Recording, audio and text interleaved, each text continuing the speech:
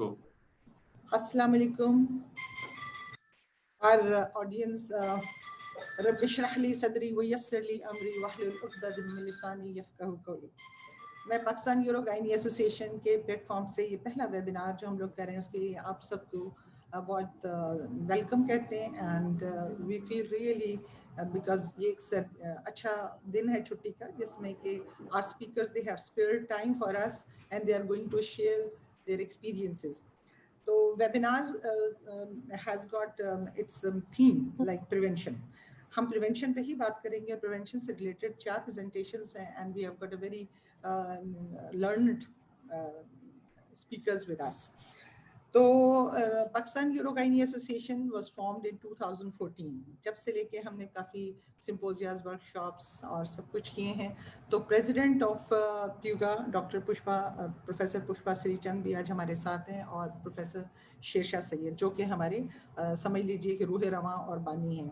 और डॉक्टर अजीज़ अब्दुल्ला हमारे बहुत ही ऑनरी और डियर फ्रेंड और fistula surgeon since past 2007. he is associated with Professor Shersha in Kohikote. तो मैं इनके बारे में भी आपको थोड़ा सा बताऊंगी बाद में जब इनका साइटेशन हम करेंगे इंशाल्लाह. लेकिन इस वक्त हम प्रोग्राम को शुरू करते हैं और मैं अपने पहले स्पीकर को इनवाइट करती हूँ प्रोफेसर अजीज़ अब्दुल्ला साहब को. और ये हमारे प्रोफेसर हैं, head of department of urology in Liaquat national hospital and he's FRCS from Ireland, Edinburgh, urology. माशाल्लाह इन्होंने बहुत कुछ किया हुआ है and he is associated with the Kohikote since past many years. 2007 से इन्होंने वहाँ join किया and Dr.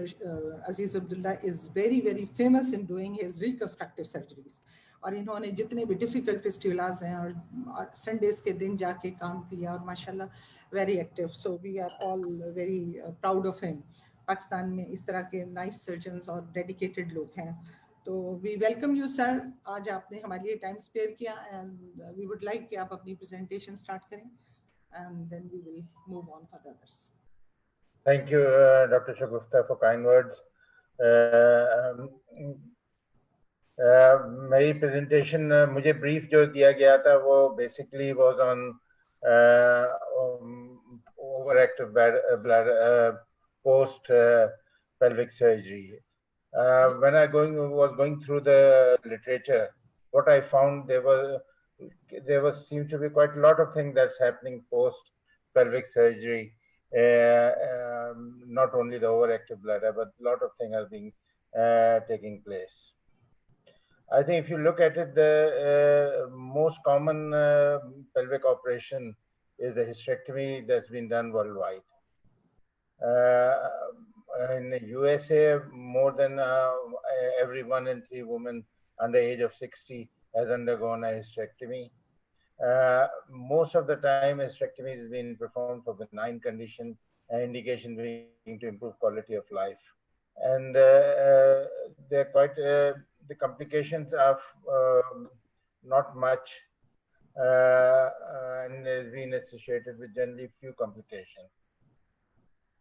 A lot of studies have recently shown that they seem to have a long-term adverse effect of hysterectomy on pelvic floor. Long-term effect of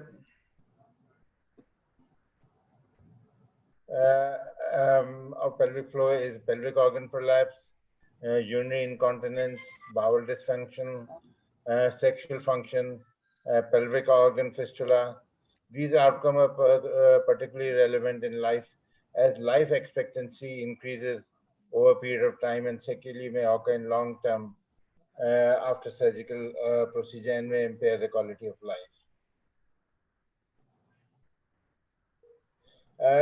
There's a number of studies that have been shown that they have an adverse effect of hysterectomy on pelvic floor and also indirectly related to other health aspects. The increase of stress urinary incontinence, mostly 10 years after hysterectomy. As life expectancy has increased, the more women live will live more of their life after menopause. Pelvic floor dysfunction can be also related to age. and post-menopausal degenerative changes of pelvic floor supportive tissue. Consequently, large number of female will present with pelvic floor dysfunction, as urinary incontinence, pelvic organ prolapse, and those patients who had underwent hysterectomy are more prone to these risks than as compared to those who do not have. Rate of hysterectomy differs between countries to country. Also within the countries, depending upon differences of mobility directly to the economic and वहाँ से admit होगा ना, हम कर सकते हैं admit यहाँ से. In USA, around 600,000 operations are carried out annually, out of which 1/3 of women have hysterectomy and are under age of 60. In UK, 1 in 5 women undergoes hysterectomy. In developed world, the rate of hysterectomy has declined over recent years, and which is attributed to use of alternate and less invasive treatment option. The surprising thing or the marked thing that was found that the low educational status and income according to has been associated with higher incidence of hysterectomy as compared to educated and higher income group patients. Hysterectomy and pelvic floor disorder. You can imagine hysterectomy is a risk factor for pelvic organ prolapse and urinary incontinence. It also associated with bowel dysfunction, pelvic organ fistula, and sexual dysfunction. Pelvic floor dysfunction generates substantial morbidity in elderly patients, result in important cost to healthcare system, affect many domains of quality of life and daily functions. And severe dysfunction requires corrective surgery, and more than 300,000 for prolapsed organ are performed annually. Population-based studies have shown the urinary incontinence ranging from anything from 25 to 50%, and this is one of the commonest reasons to institutionalize the elderly patient because of the urinary incontinence in the developed world. Bowel dysfunction and constipation is a common problem affecting these female patients also. What is the mechanism of pelvic organ disruptions post hysterectomy? Is because of the disruption of local nerve supply and distortion of pelvic anatomy, and also direct iatrogenic injury to supportive structure, disruption of fascia and ligament, which may distort pelvic organ anatomy and subsequently hysterectomy. This also results from the change in anatomical relationship between bowel, bladder, and vagina after surgery. Alteration of pelvic organ function could be attributed to functional dynamic anatomy and innervation of organ. Further to that is the decrease in collateral blood supply to pelvic organ and surrounding tissue may have a long-term effect on pelvic organ functions. There's a recognized risk of nerve damage during pelvic surgery. Bilateral inferior hypogastric plexus provide both sympathetic and parasympathetic innervation, and is close proximity to proximal vagina and distal rectum. And it may be damaged during the hysterectomy, and in several areas at the division of the ligament, while blood and dissection of the bladder from uterus, dissection of paravaginal tissue at the level of cervix. Pelvic floor is also, and the urethra and anal sphincter is also innervated by distal branch of pudendal nerve, and which may cause disruption to them. And damage to them will cause a problem with the continence mechanism and chronic denervation injury.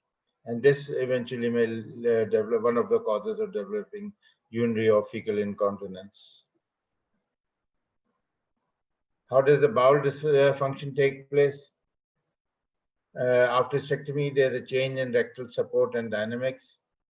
Pelvic plexus may be also damaged with coordinate contraction of smooth muscle. Nerve conduction impairment, sharp and blunt dissection may interfere with innervation and pudendal nerve, and part of may be damaged. Iatrogenic injury to urinary tract and bowel occurs during hysterectomy. I'm not going to go into detail as Dr. Pushpa will deal with it in her presentation. In the Western world or a developed world, the incidence of urinary tract injury or a rectal injury is reported as 4.3%. But our own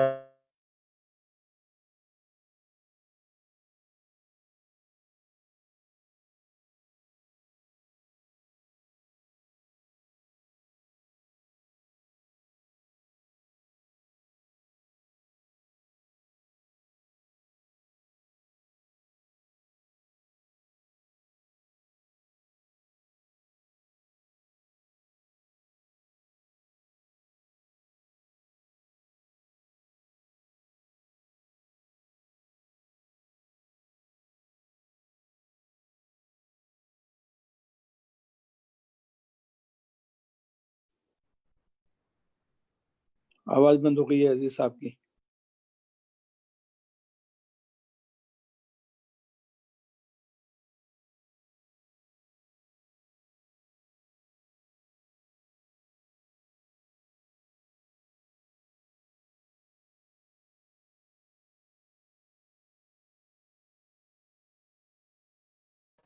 अच्छा, I think कि doctor अजीज अब्दुल्ला की तरफ कोई connectivity का issue हो गया है, सो I would like के डॉक्टर शगुफ्ता आप इस सेशन को थोड़ा सा कंटिन्यू कर लें जब तक डॉक्टर अजीज अगेन जॉइंस अस।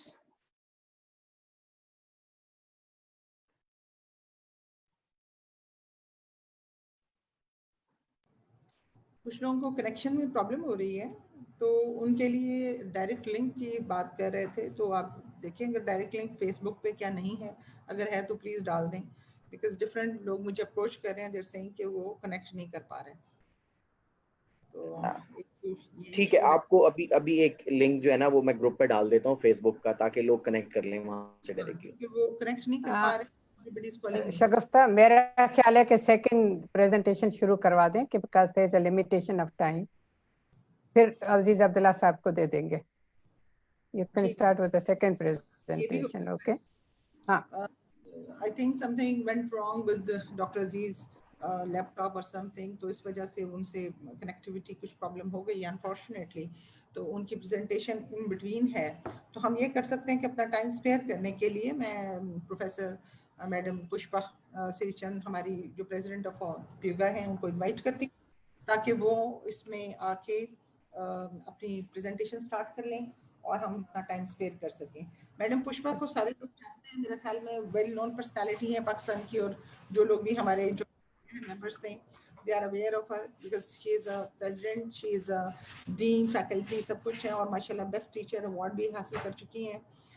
और इस वक्त जो मैडम की टॉक है वो भी बहुत इम्पोर्टेंट है प्रिवेंशन के हवाले से। She is going to talk about the VVF, madam, because she is very much expert person in VVF। Doctor Shershah के साथ वापस आ गया हूँ मैं। आगे चले। वो सॉरी केसी ने साथ नहीं दिया, वो लाइट चली गई थी। ओके अजीज साहब आप कंटिन्यू करें, आप कंटिन्यू करें अपनी प्रेजेंटेशन। हाँ, वो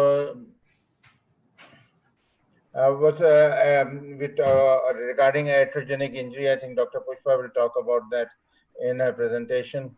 Only thing I would suggest that the percentage what the rest of the world is showing is quite different from what happening in Pakistan.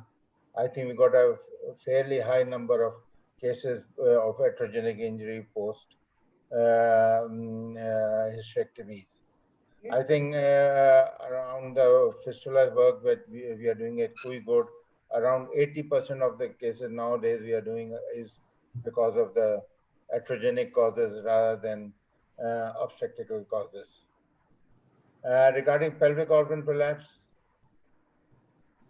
pelvic organ is a major morbidity affecting 50% of the patient above 50 years of age.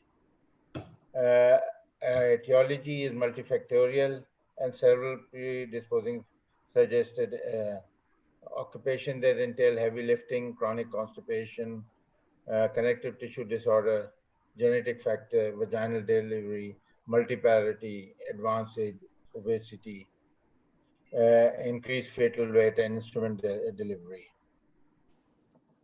In the US, incidence of surgical correction is 1.3 per every 1,000 patient women. Sexual function, surprisingly, there's very little evidence in the literature that suggests that the sexual function is affected because of hysterectomy, but what has shown that it tend to improve 1 to 2 years after hysterectomy. And it's been suggested that subtotal abdominal hysterectomy provides better post-operative sexual function. Cardiovascular diseases. There's some evidence that shows that following hysterectomy, there's an increased risk of cardiovascular diseases. In Swedish study, it's shown that hysterectomy before age of 50 is associated with a substantial increase in cardiovascular disease and later in life. Risk is consistent with both incidence of coronary heart disease and stroke. I think this has been attributed to early menopausal and probably risk factor for cardiovascular disease. Ovarian failure after hysterectomy may be the possible explanation between hysterectomy and cardiovascular disease. Overactive bladder. I think in this day and age, we are all very, very familiar with overactive bladder, which is a syndrome consisting of urgency, frequency, and nocturia with or without incontinence. Is a common entity and reasonably well treated with several antimuscarinic drugs which are available for treatment. In addition, now for refractory OAB, we got neuromodulation, botulinum toxin, which part of the minimally invasive treatment. Yet there's an inverse condition that's very also important, but most of the time we tend to ignore it or don't look for it. And that's been shown as in underactive bladder or UAB as opposed to OAB. The Toussaint underactivity or underactive bladder has been defined as a contraction of reduced strength and or duration resulting in prolonged bladder emptying and failure to achieve complete bladder emptying with normal maturation, and can be observed in many neurological and myogenic failure conditions and myogenic failure. So far, there's not much consensus for regarding a definition. It's sometimes called as underactivity, incomplete emptying, neuropathic bladder. The Toussaint underactivity defined by international societies as contraction of reduced strength and of duration resulting in prolonged or incomplete emptying of the bladder. So far, not much work has been done on that, and a patient with underactive bladder has diminished sense of when bladder is full and not able to contract muscle sufficiently, resulting in incomplete emptying. Causes are wide and variant. Quite a number of causes, maybe a combination, maybe on its own. The most commonest causes of underactive bladder being a diabetic mellitus, or what we call as diabetic cystopathy.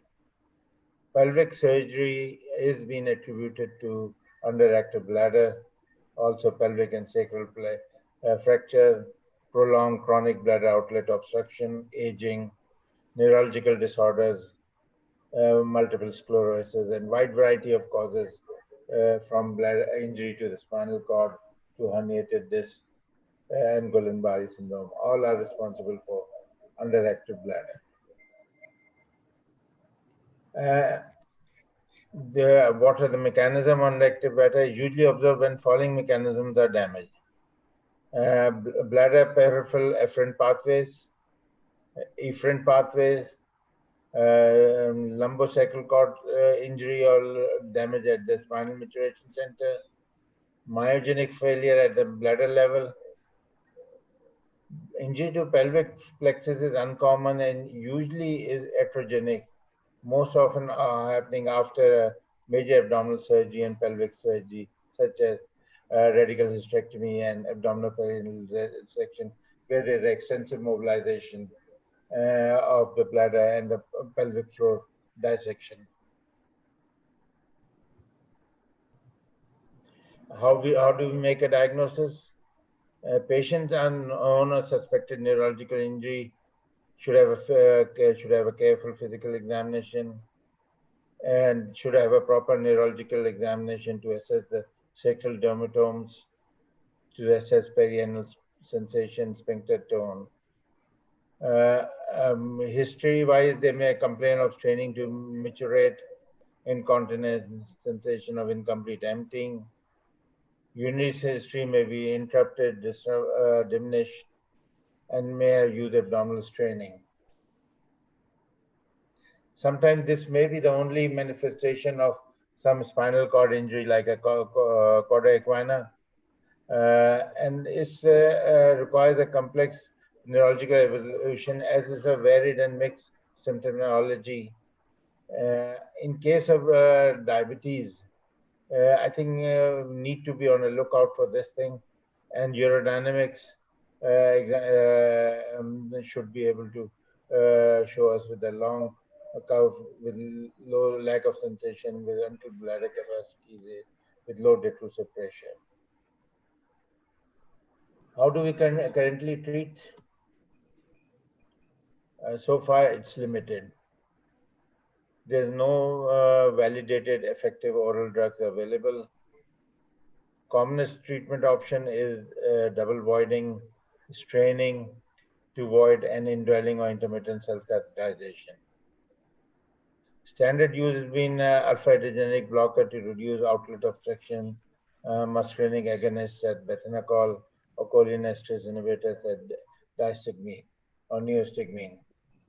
However, this has shown few demonstrable benefit with the addition of unfavorable side effect. What we have available at the moment, as you can see, only thing that we can so confirm is physiotherapy, double voiding, intermittent self-catheterization. Drugs available are quite far and few, but none have shown them any potential benefits. Prostaglandin E2 has shown some benefit, but a lot of study still required. Stem cell therapy is promising that you inject stem cell into the bladder wall to cause for regeneration, gene therapy. New thing that's promising is the herpes simplex virus encoding recombinant human nerve growth factor that's supposedly have some work. Potential treatment that are available or the candidate are misoprostol or cholinesterase inhibitor, but a lot of side effects and benefits are not there. Presynaptic M2 receptor antagonists, prokinetics used in gastroenterology and smooth muscle inotropic are being in trial. Neuromodulation like sacromodulation, intravesical stimulation have shown some benefit in limited number of patients. Use of stem cell regenerative medicine allows some degree of, but still in trial phases. For my last slide, regarding conclusion, future perspective for women to make an informed decision of whether to have hysterectomy for benign gynecological conditions. Information and immediate outcome of surgery as well risk of developing disorder later in life should be made available.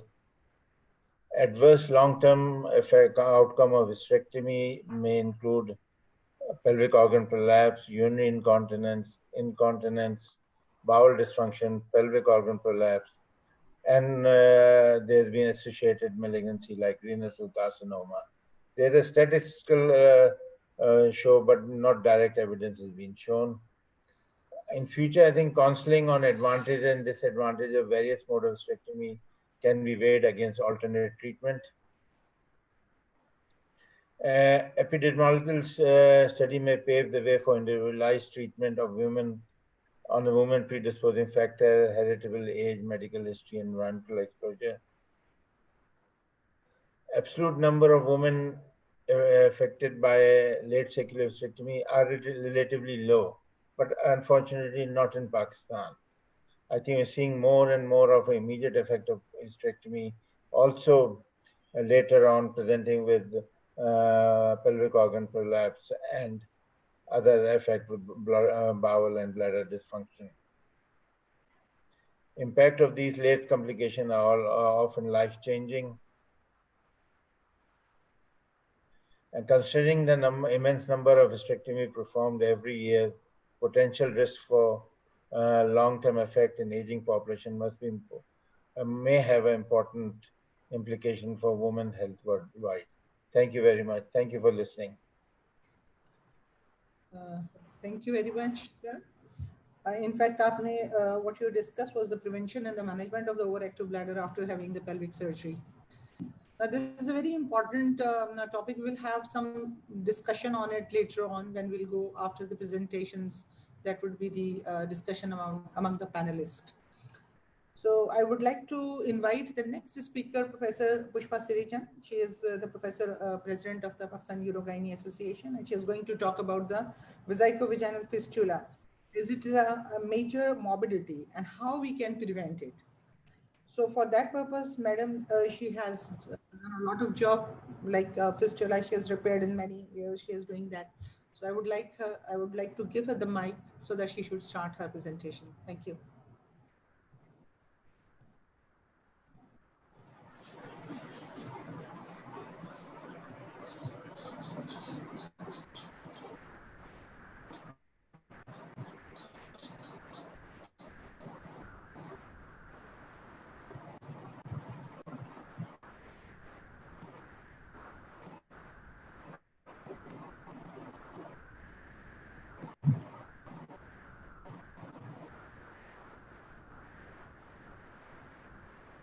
Can you hear me? Yeah. Can you hear me? Yes, we Can you hear me? Yes. And can you see the slide as well? Okay. The slides Now- are made, they are not in the full size. They are not. So I don't know what to do. Now can you see it better? जी slide सही है आपका वो जो है वो क्योंकि full screen करेंगे तो वो सही हो जाएगा Okay, Full screen है तो I have done full screen. नहीं आपका नहीं जो देखने वाला है जिसको स्लाइड पूरी नहीं आ रही ना अच्छा वो अगर फुल स्क्रीन चला जाए वो तो ऑन कर चलें ठीक है आ जाएगा आ गया So in my presentation what I am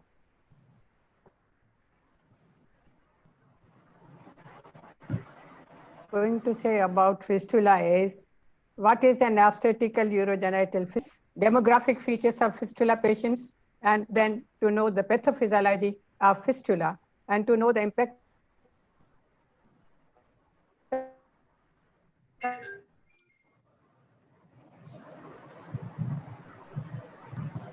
of fistula and quality of life, how can we prevent it, and if time permits, I can give you a few tips about the treatment presentation up to prevention. Well,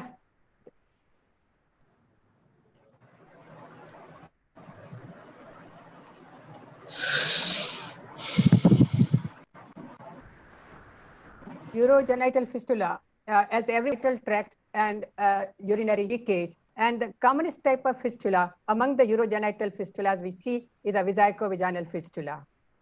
बेटा ये आपको सही यहाँ में. Okay. And you can see there is a big fistula which is communicating between the bladder and the vagina. And this is an obstetrical fistula. Well, how much is the burden of the disease?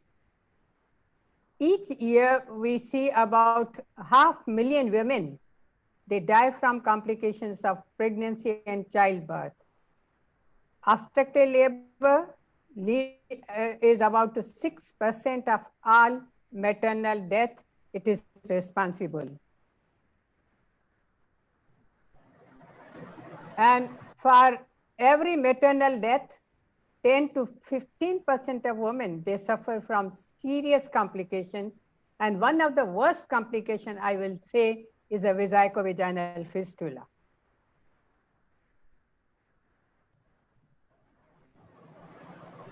Well, it's not a new story. The evidence has been found in one of the mummies around 2050 BC. And the fistula has been described in 10,030 by a very famous Arabic physician, Ali ibn Sina, in his book Al-Qanun. So this is a very old story and the misery of a woman which she is being suffered. Globally, about more than 2 million women, they remain untreated with the fistula. 50 to 100,000 women, new cases, they occur each year. So see how much is the prevalence and the burden of fistula patients. The tragic story is that more than 80% of these women who are suffering from vesicovaginal fistula, they are from developing countries, mainly Asia and Africa.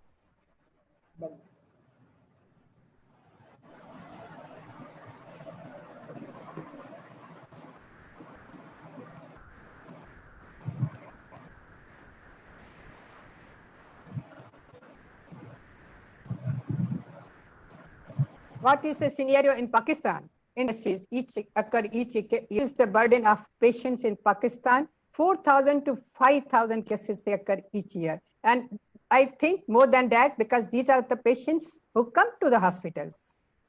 But there are many patients who never come for a treatment. The most common cause of obstetric fistula, it is obstructed labor. But I must add here that now we are receiving more and more patients after gynecological surgeries, and the commonest gynecological surgery is hysterectomy. So very rightly said by Professor Aziz Abdullah that we should think before making a decision about hysterectomy in a woman with a benign gynecological conditions. There should be a valid indication. And we should think that whether a doctor who is performing hysterectomy on a woman will be able to carry out this procedure safely. And the third is that he should predict the complications which he or she might be facing while carrying out hysterectomy. And then the other thing is that he must, if he is a male surgeon, he is going to perform a hysterectomy on her. He should properly learn the procedure, and then at least a pelvic examination should be performed by a female gynecologist to rule out any pathology in the cervix.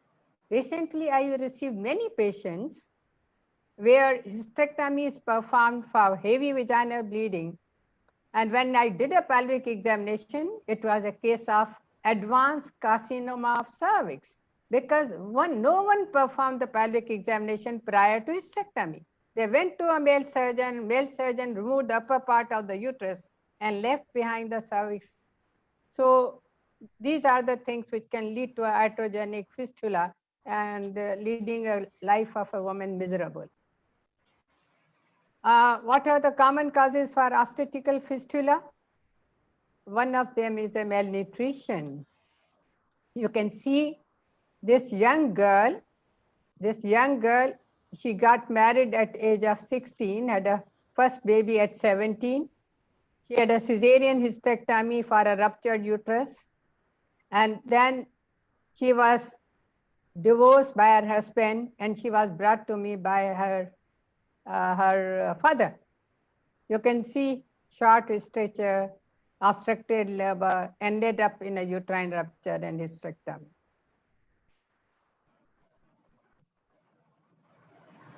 Another factor is early marriages. Look at this young girl, 16 years old, got married at 15, first child at 16, stillborn baby, she developed VVF, RVF. Another risk factor is a multiparity.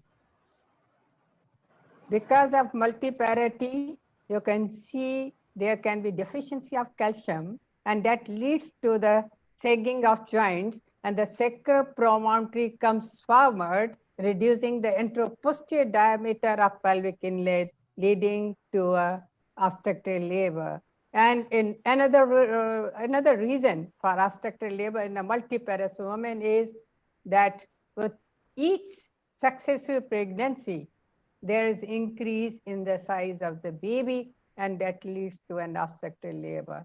अक्सर सासें बोलती हैं जी हमने तो 10 बच्चे घर पे पैदा कर लिए तो आपको कुछ नहीं होना, but this is wrong. Even obstructed labor can occur in a grand multiparous woman.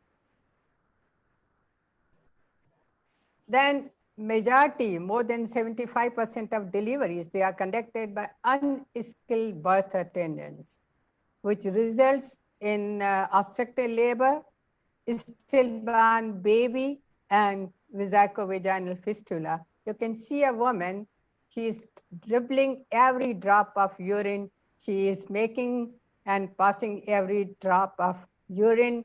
And the end result is they are completely isolated women. एक इस छपरे के नीचे इनको फेंक दिया जाता है.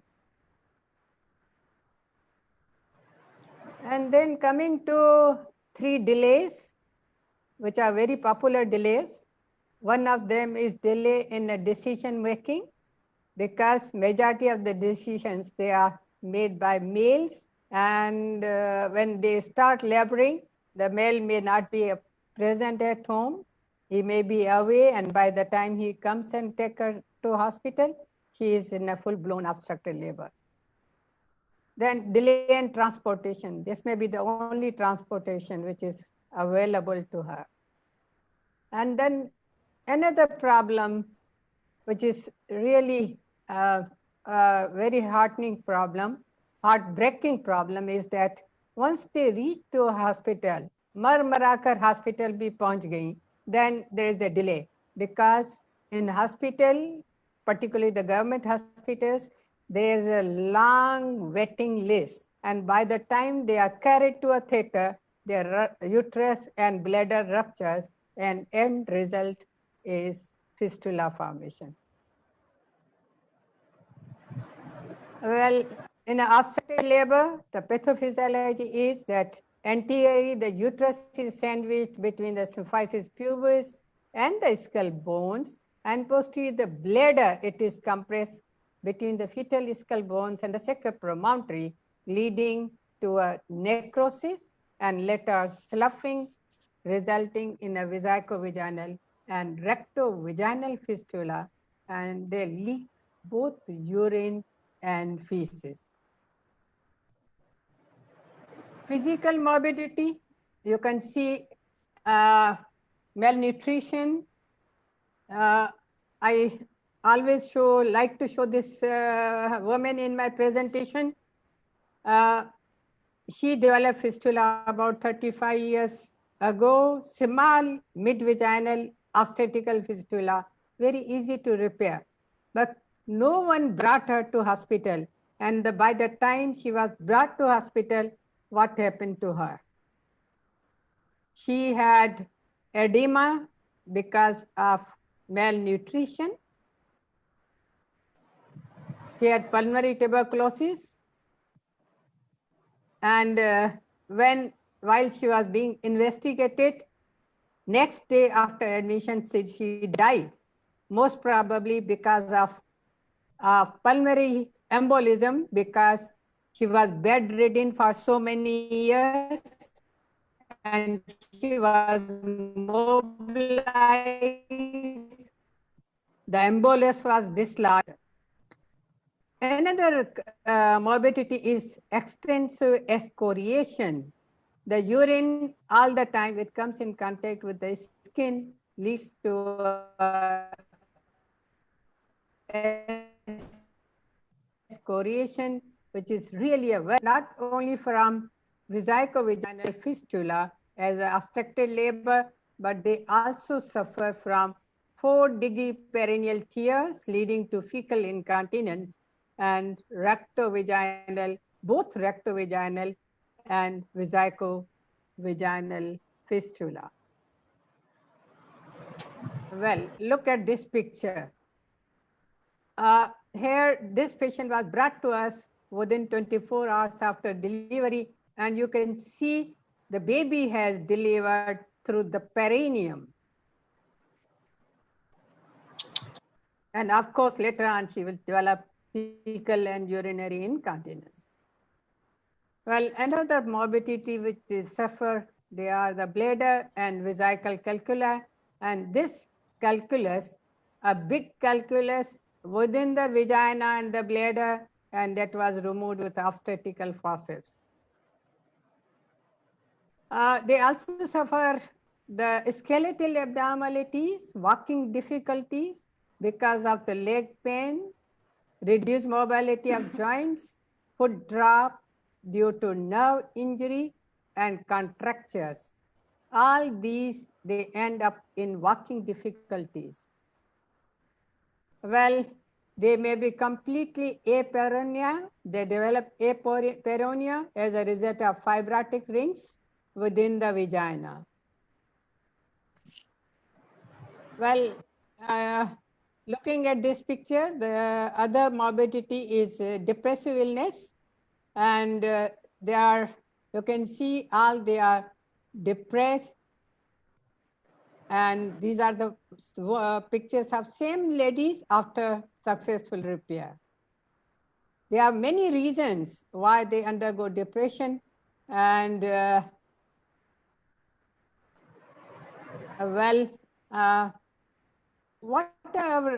want to tell you what are our challenges. We must find out the hidden cases of obstetrical fistula. Here you can see the patient was brought by her son. She developed fistula when this son was born, and she came to us when after 35 years of her fistula. Prevention of fistula, how can you prevent it? Well, this is absolutely a preventive condition, and this prevention can be at a primary, secondary, and tertiary level. Coming to a primary prevention, promotion of breastfeeding. Well, it has been said and it has been seen that the girls, they are breastfeeded only for 11 months and the boys are breastfeeded for complete 2 years. This is wrong. There should be no gender discrimination in breastfeeding their babies. Immunization, if we give a proper immunization, the girls, they can be prevented from infection, which can prevent their growth. And the proper nutrition should be given to a girl child so that their pelvis, they can grow properly. We must stop early marriages. None of the marriages should be done before age 18, because by that time their pelvis is fully developed and they can deliver vaginally. Then provide them good after once they conceive, they should be provided good obstetrical care, and that we can only achieve this goal by training the midwives and the community health workers, because these are the only persons who go at a community level and they come in contact with the community, and they are the backbone who can prevent this drastic complication of vesicovaginal fistula. Then better transportation facilities by better communication and better transport, so that they can be timely transported to a healthcare facility. And then secondary prevention, if we maintain a partogram for every laboring patient, we can diagnose obstructed labor very early. And then provision of cesarean section facilities at doorsteps, primary referral centers. Tertiary prevention, creating the awareness about fistula by talking at every forum. We must talk about the fistula. Only then we can create an awareness. We can arrange seminars, we can arrange talks, we can arrange conferences and at every forum we must be talking about fistula. We should arrange workshops. We have been arranging workshops on safe hysterectomies and how can we prevent injury at time of performing hysterectomy, both vaginal and abdominal hysterectomies. So I think my time is over, and I cannot go to Dr. Tahira. Can you permit me to go for management, or I must stop here? Dr. Tahira. Yes, I'm here. Yes. If time permits, I can continue or I can stop here. Madam, it's 50, I think, more than the normal time, more than the required. You can take 5 minutes more. 5 minutes more. Okay, thank you so much.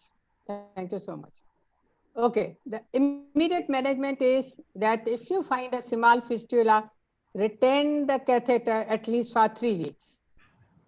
And then the time interval between a large fistula, obstetrical fistula, and repair should be 3 months. Route of surgery, I will say that vaginal is the best. It carries a less morbidity in comparison to abdominal. And we must follow the basic principles.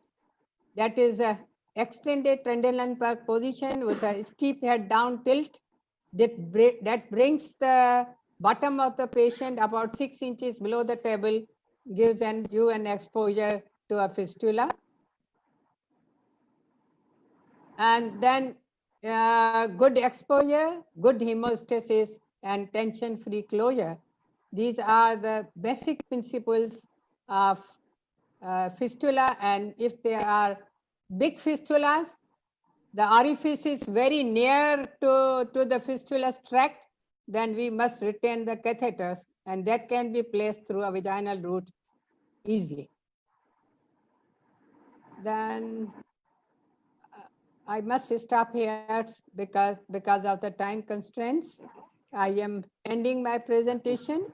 I am thankful to the Gates Pharma and to Dr. Shagufta Tahir for arranging this program. And thankful to everyone, Dr. Aziz Abdullah, Dr. Shersha, Dr. Nasli, everyone.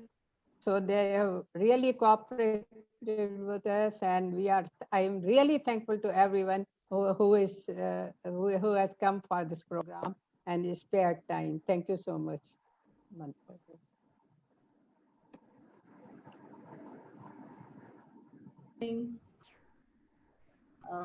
I unmuted.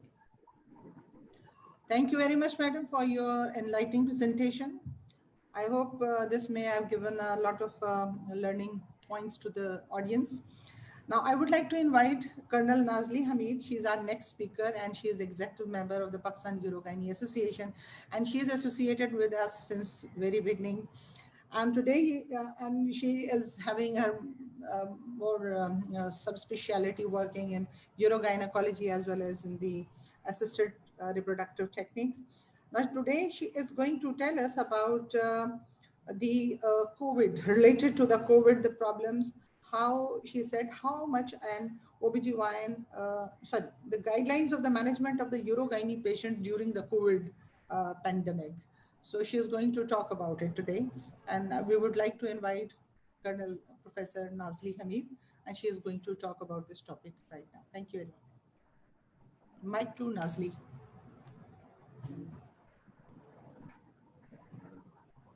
Thank you very much. Yeah.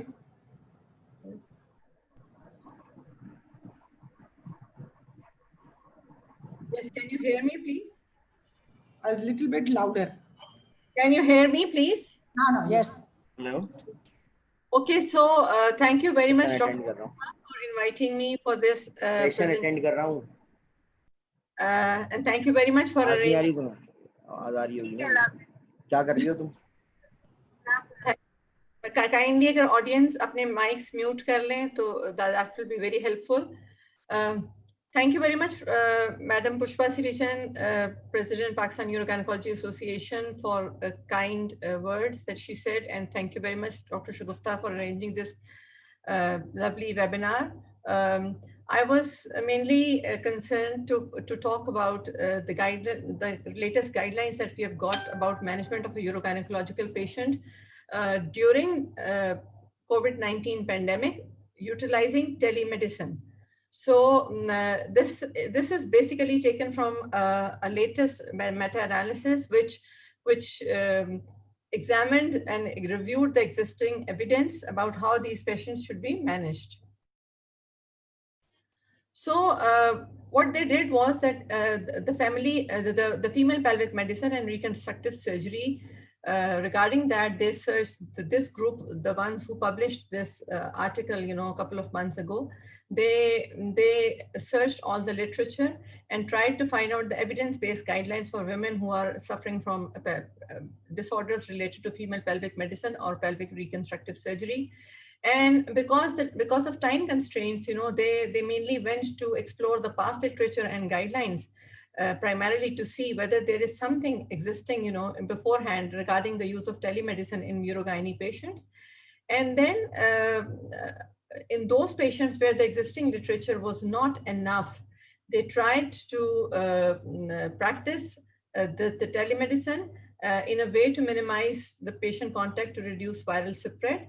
And for those topics where the literature was inadequate, they got expert consensus guidelines to help the consultants who are taking care of these patients.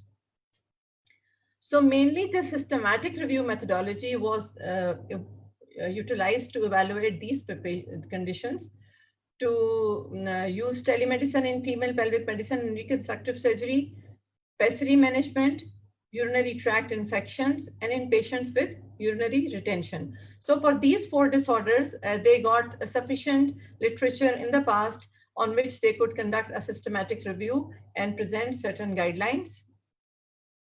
Then these are another group of 4 disorders on which they just found some past systematic reviews, national or international society guidelines.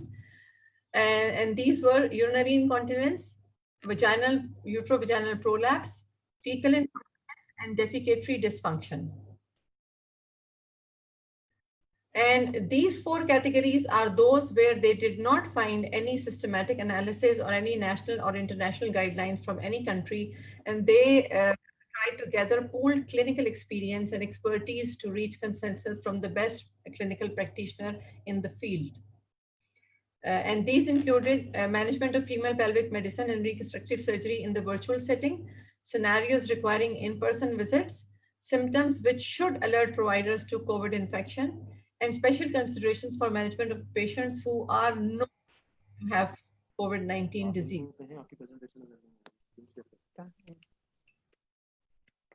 So for virtual visits are obviously the best because they bring the patient a satisfaction level to the patient and also to the provider. And patients who are remote from the care or who have other barriers to in-person care, they would be the ones who will be most satisfied by having virtual visits because this is the second best replacement of in-person visit. So like Madam said, those patients who are in the remote areas, and if for those patients, if virtual visits can be arranged, that would be at least helpful, in these categories of patients. And there are many online and society endorsed resources available to supplement patient counseling in a virtual setting. For pessary management, patients can safely extend the interval for in-person pessary care up to 6 months. So here the main stress was that where the pessary management is concerned, the emphasis should be on teaching the patient herself how to take out, how to wash the pessary and how to replace it instead of the patient traveling all the way to an inpatient setting or an outpatient setting in a hospital to reduce the COVID-19 exposure. And patients could be encouraged to self-clean and self-remove or replace the pessary, and post-menopausal women can be encouraged to use a vaginal estrogen to facilitate an appropriate vaginal health to reduce injury to the vagina during the self-removal and self-replacement process. Then urinary tract infections, where they said that the women have classical symptoms of dysuria. In those category of patients, without any further waiting, empirical antibiotic therapy should be started. And this empirical antibiotic therapy should be in alignment with Infectious Disease Society of America, IDSA, and European Society for Microbiology and Infectious Disease, ESMID. So empirical therapy, where classical features of frequency, urgency, dysuria, and or hematuria are present, empirical antibiotic therapy should be started. And telemedicine visits can be utilized to assess the patient risk factors for antibiotic resistance or systemic illness. For example, if the patient is diabetic or if the patient is immunocompromised due to some other reason, those features can be digged out on telemedicine visits. And antibiotic stewardship, while important, is less of a priority during a pandemic. This was the conclusion. And patients who have got signs and symptoms of bacteremia or upper urinary tract infections, they were the patients who were considered mandatory to be brought to an inpatient status, to an inpatient setting or an outpatient setting in a hospital for in-person visits. So where upper urinary tract infection is suspected or bacteremia is suspected, there the patients should not be treated on telemedicine visits. For chronic urinary retention, which is defined as post-void residual urine of more than 300 ml for more than 6 months, it does put the patient at risk of upper urinary tract infections. So in these patients, techniques like Professor Abdullah just said, that double voiding, voluntary pelvic floor relaxation, and Creddy maneuver, they are the ones which should be adopted. And those patients who have got new onset of urinary retention symptoms and fail outpatient management strategies, they should be offered clean intermittent self-catheterization, which is definitely preferable to a long-term indwelling catheter. In those conditions where we have repaired the bladder post-operatively, and we consider that this patient needs a post-operative urinary retention or indwelling catheterization for like 2 to 3 weeks, she should be instructed how to remove the catheter safely at home 7 to 14 days without any need to have an office visit. And antibiotic prophylaxis, according to them, should not be routinely used in women who need long-term catheterization. In patients with urinary incontinence, recommended conservative management procedures such as pelvic muscle training, dietary triggers, voiding training, and medications are the first-line treatment as always. And patients which have formerly received the third-line treatments may revert back to first-line or second-line during COVID-19 pandemic to avoid an in-person office visit. So normally when a person fails, a first-line or second-line treatment, we move forward. But here they have made an exception that even if a patient has gone to third-line treatment, just to pass over this difficult time, we can revert back to first line and second line to get at least some improvement in quality of life rather than exposing the patient to a COVID-19 pandemic. And smartphone applications are also available for pelvic floor muscle exercises. For pelvic organ prolapse, what they have concluded is that because this condition advances very slowly and generally it takes many years and most of the times even decades, so this is not an emergency. So behavioral modifications such as weight loss, cessation of smoking or hookah smoking, and pelvic floor exercises should be taught on telemedicine clinics, and placing a large tampon or splinting with voiding or bowel movements are simple strategies which patients can perform at home to relieve the symptoms. For example, if a patient has rectocele and she has difficulty in passing stools, she can be taught the techniques of splinting, which otherwise we do not encourage, but in this pandemic situation, they've accepted it as a valid treatment strategy. So defecatory dysfunction or fecal incontinence, here they have generally encouraged the use of soluble fibers to solidify the stools if there is incontinence, and osmotic or stimulant laxatives in those cases where there is constipation. Bowel scadules, tap water enemas, glycerine suppositories, these are the common things which we do use. They can be reliably used to evacuate rectum and avoid bowel accidents. And simpler maneuvers like changing in the postures by elevating the legs or splinting during bowel movements, as I already said, can be encouraged. Food triggers which cause fecal urgency and incontinence can be identified on food diaries. So we have learned a lot about bladder diaries, but in this time, for the first time, I've come across this term that food diaries can also be maintained to monitor the patient who have got fecal incontinence. And those foods which trigger those episodes should be avoided. And then those patients who have got a specific COVID-19 scenario, what are those situations? So those patients where evidence of severe or urgent postoperative complications are present, they should be evaluated in the office regardless of COVID-19 patient, or patients who have got acute worsening of incontinence due to cough and upper respiratory symptoms, or acute worsening in fecal incontinence. They should be screened for COVID-19 signs or symptoms if we are just suspecting them on the basis of symptoms. They should undergo a triage screen followed by antibody testing, and if that antibody testing is positive, they should be subjected to PCR testing. And surgeons should discuss the unique risk of nosocomial COVID-19 infection during the consent process for elective or urgent surgical treatment. So these are the patients where we think that something urgent needs to be done. The informed consent should include the presence of COVID-19 infection in these patients and the additional risk which the presence of these comorbidity could invite in those patients. And patients who have got suspected COVID-19 infection should be referred for appropriate testing and precautions should be taken. So I conclude, this was their final concluding slide where they said that they have got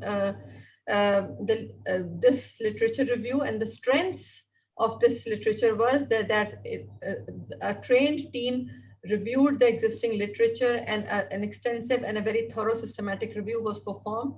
But the limitation of the study obviously included that it was a rapid methodology and there was a lack of prospective data, which could have answered many pertinent questions in this setting. And as far as future progress is concerned, as the epidemic evolves and our learning about the COVID-19 infection, presentations, and management of other disease processes concerned, that improves, we are hopeful that our understanding of managing urogynecological patients during this COVID-19 pandemic will also improve to decrease unnecessary exposure of the patients by reducing unnecessary hospital visits. I thank you all. This is mainly the reference from where I took these guidelines for future, reference. I thank you all. If there are any questions or comments, I am available to answer them.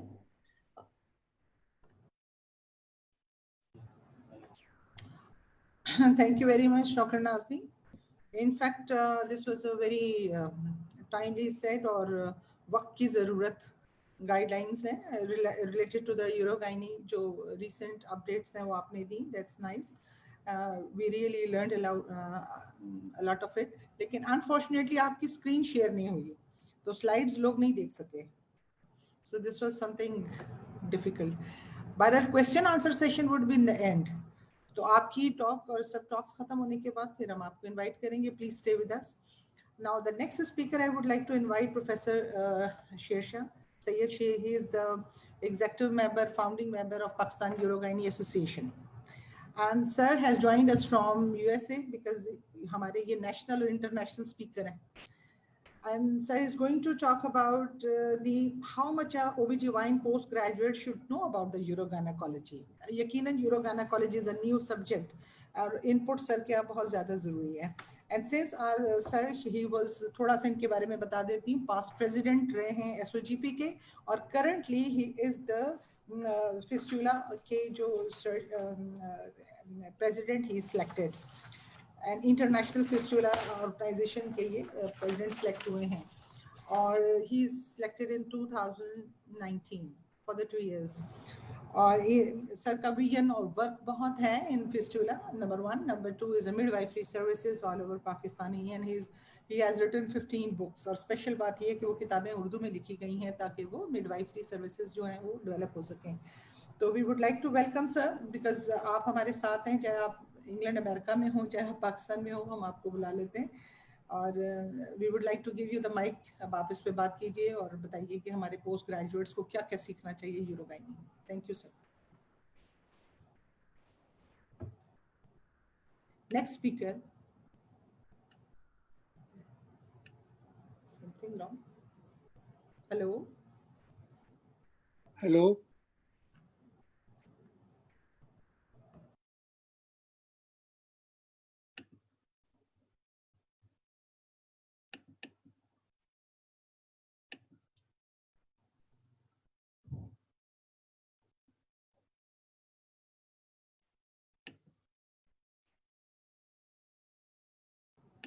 Sir आपका mike बंद है. आपका mike बंद है.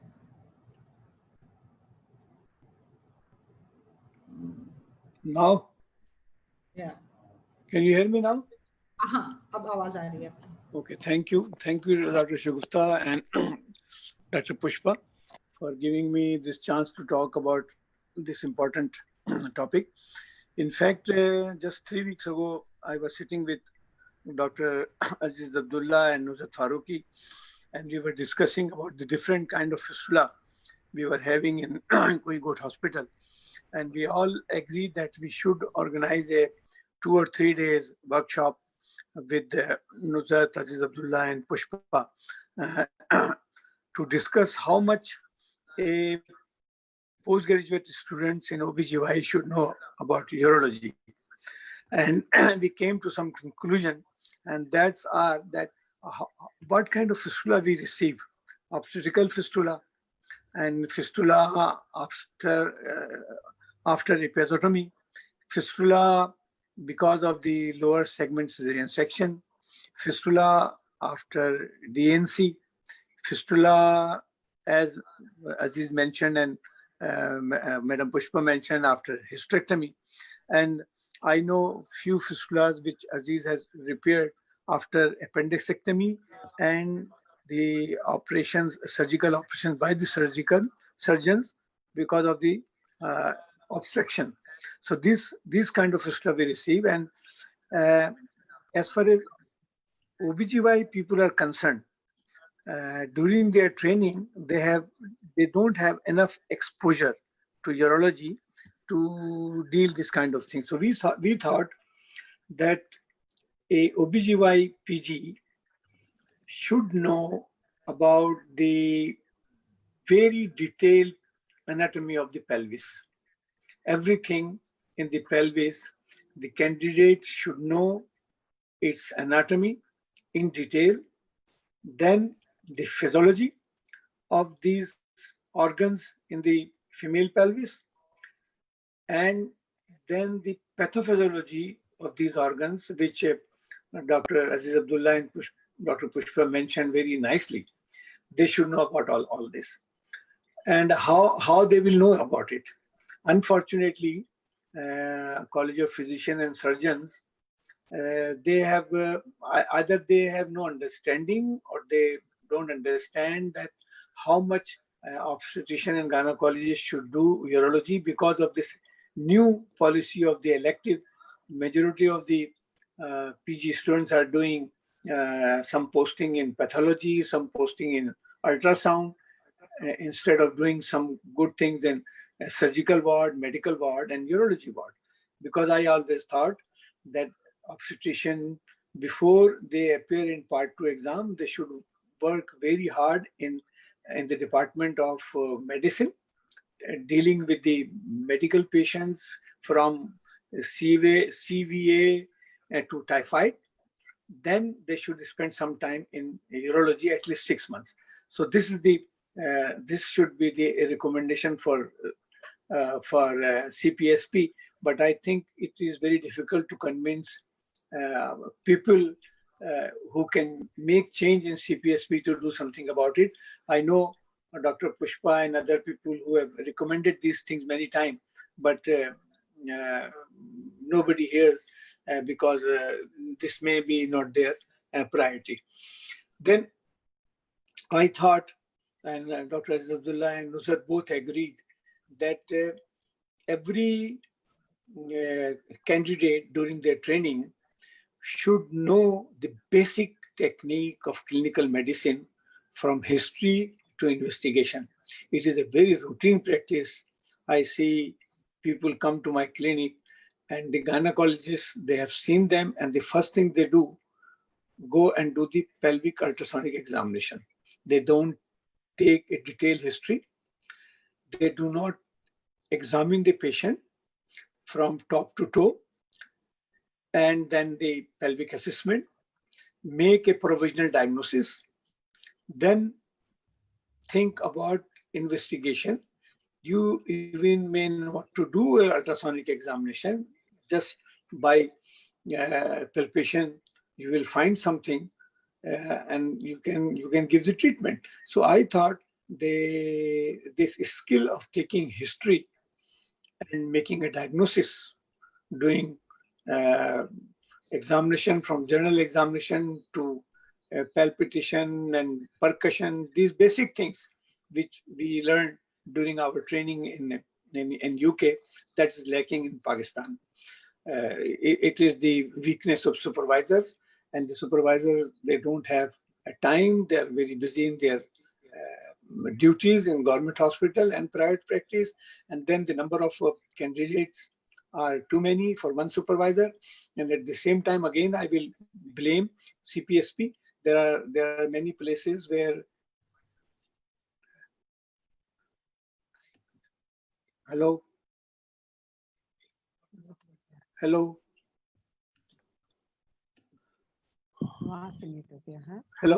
can you hear me? Hello. Yes. Yeah. There are many places where there can be supervisors, but because of the red tapeism, those people are not supervisors. Anyway, so this thing should be should happen. The second thing is that every gynae postgraduate student should be able to do cystoscopy. And cystoscopy is not a rocket science. And as I know that during his visit to Koyigot Hospital, I'm very thankful to Aziz Abdullah that all of the doctors working in Koyigot Hospital can do cystoscopy because of the great effort of Aziz Abdullah and his team to continue this training in the postgraduate students.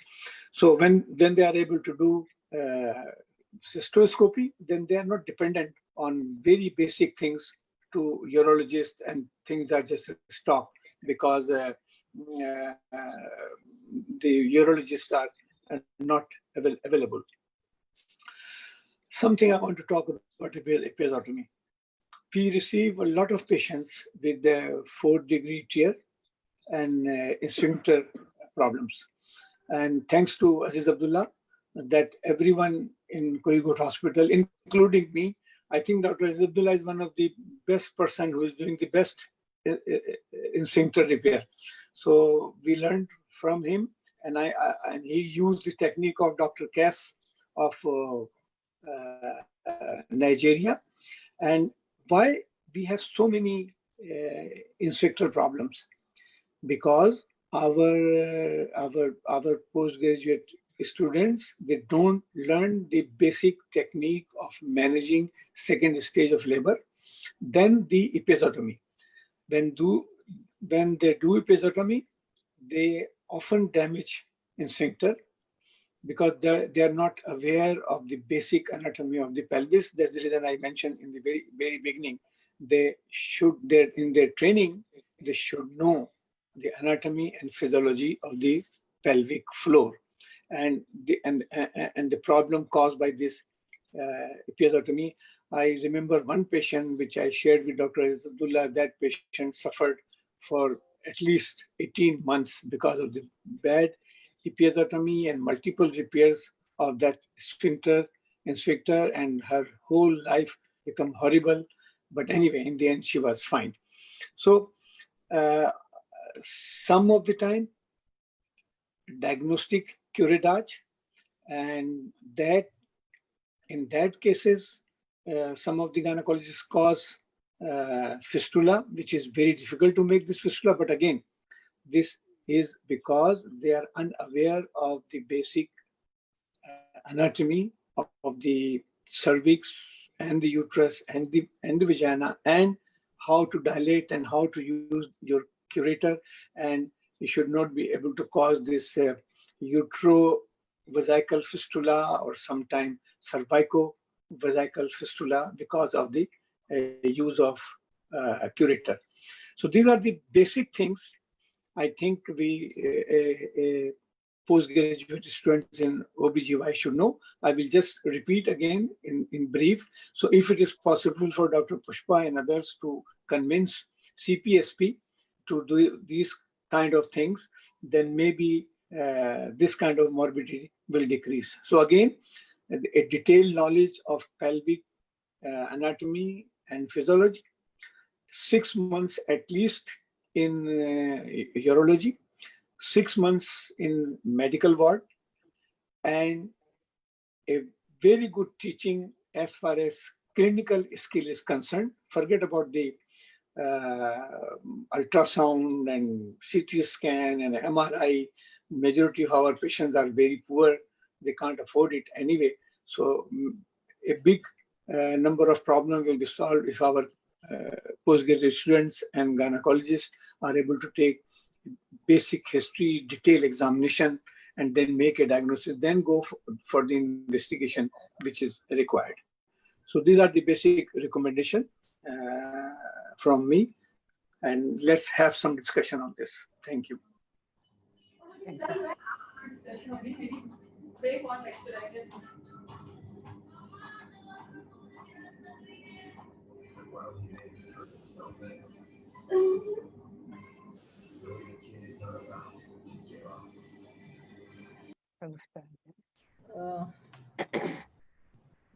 Thank you very much, Dr. Shersha. I think now the host has been changed. I heard this thing.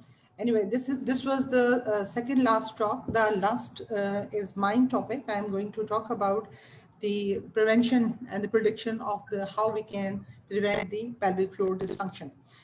And I just introduce myself. I'm Dr. Shagufta Tahir, and I work for the Pakistan Urogyne Association. And this is the webinar we are doing it for the learning and training of the pelvic floor dysfunction we are talking about right now. So my presentation, if they show me, if my presentation is shown. Can we predict and prevent the pelvic floor dysfunction? This is my today's topic of discussion. So next, please. Next. Now, for the introduction of the pelvic floor dysfunction, I'll say rather this is a global problem, and it's affecting the hundreds of the millions of the women throughout the world. So prevalence of one form of any of the pelvic floor dysfunction, including the urinary incontinence, fecal incontinence, and pelvic organ prolapse, may be there in 46% of the people. Lifetime risk of having a surgery for the pelvic organ prolapse is between the 5 to 19%. This is something. Next. Now, pelvic floor dysfunction, it's a major issue, health issue for the women, and we must take care of it. And for that purpose, we need to identify the women who are at risk, the key element of the prevention strategies.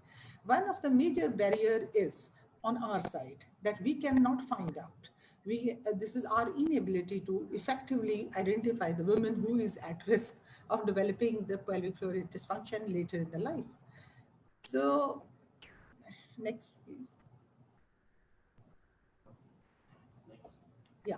So a little bit about the etiology. The etiology of the pelvic floor dysfunction is multifactorial, and it is mostly affected by the obstetrical trauma.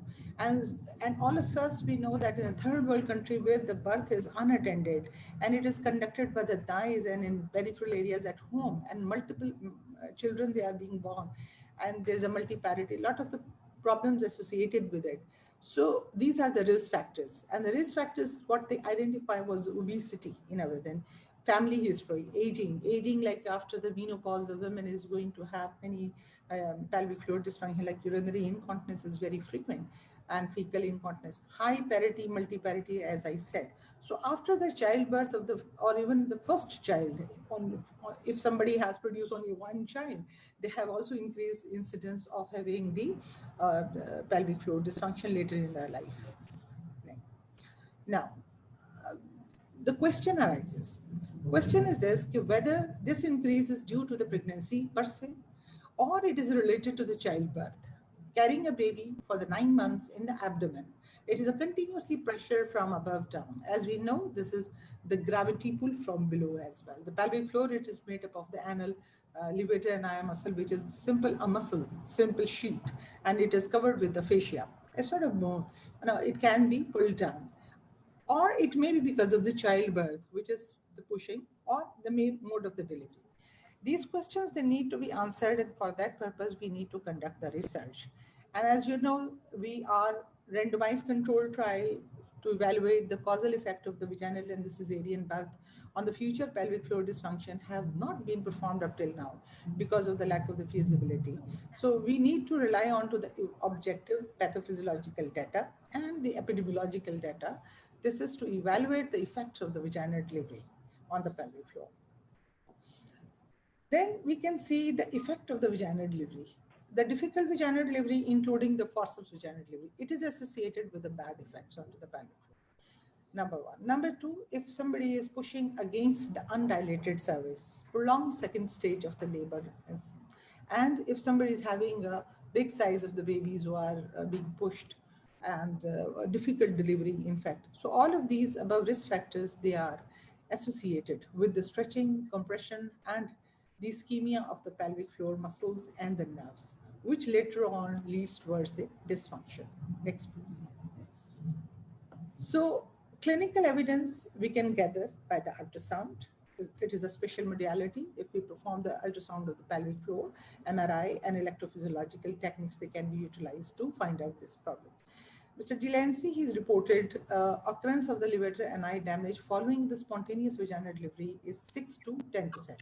But after the forceps delivery, this was very much higher, about 60 to 70% he observed the people have the damage to the pelvic floor.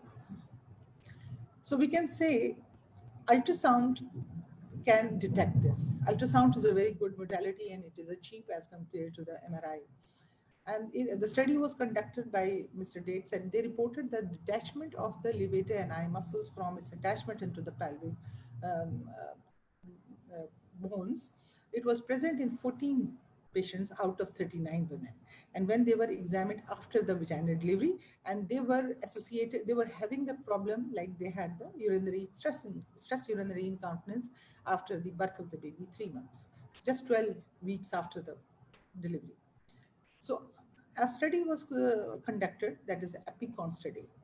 And this demonstrated that 1.7-fold increase, there's a risk of having the urinary incontinence after 1 or more vaginal delivery as compared to cesarean section. And that is related to the age, because of the aging process is going on. If somebody doesn't have any problem like a normal vaginal delivery, but still they have high chance of having the urinary incontinence in later life. So age standardized prevalence rate of UI is 15.9% for the cesarean section group, and it is 21% for the vaginal delivery group. And the other studies which are related, they also indicated that increased risk of the urinary incontinence, pelvic floor prolapse, and following the vaginal delivery is higher as compared to the cesarean section group. Then another study which was done by the Swedish pregnancy, obesity, and pelvic floor. These are the three risk factors. They took pregnancy, obesity, and pelvic floor dysfunction, and this was named as SWEPOP study, and this was designed for the specific aim of comparing the prevalence of the pelvic floor dysfunction after the 20 years of the last delivery by the vaginal delivery or either by the cesarean section in a cohort of a woman. So this study assessed the prevalence and risk factors for the UI, urinary incontinence, pelvic floor organ prolapse that may be symptomatic later on, or maybe the fecal incontinence in the women after the 20 years of having one delivery by the vaginal delivery, or maybe that delivery is by the cesarean section. Then another study, according to this SWEPOP study, they said increased risk of developing the urinary incontinence was seen about 67% after the vaginal delivery as compared to the cesarean section. This is with the adjusted odds. And there was no difference of having the urinary incontinence later in the life if the cesarean section was performed in emergency, whether it was done with the elective cesarean section. Prolonged stages of the labor, it creates difference with the vaginal delivery. That was 2 to 5%, there was an increase in the pelvic organ prolapse. Then pelvic organ prolapse risk, it was increased with the BMI when it is high. It is associated with the obesity. Every 100 grams of the fetal weight increases the risk of having the pelvic floor dysfunction later in the life. So that is related with the big size of the baby. As we see in the multi-parity, the baby size increases with the age and with the number of the children when they are increased. Then another study, sorry, I cannot control my this. Next, please.